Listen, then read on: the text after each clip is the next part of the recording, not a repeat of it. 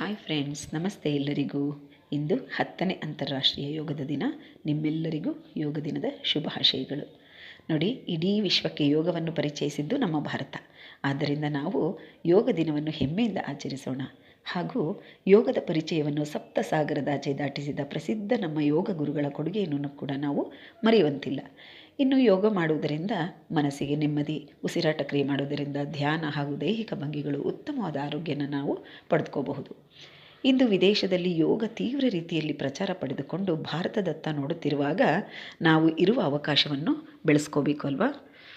ಇನ್ನು ಯೋಗ ಮತ್ತು ಆಯುರ್ವೇದ ನಡುವೆ ನಿಕಟ ಸಂಬಂಧವಿದೆ. ಯೋಗ ಆತ್ಮ ಮತ್ತು ಮನಸ್ಸು ದೇಹವನ್ನು ಒಂದುಗೂಡಿಸುವಲ್ಲಿ ಪ್ರಮುಖ ಪಾತ್ರ ವಹಿಸುತ್ತೆ.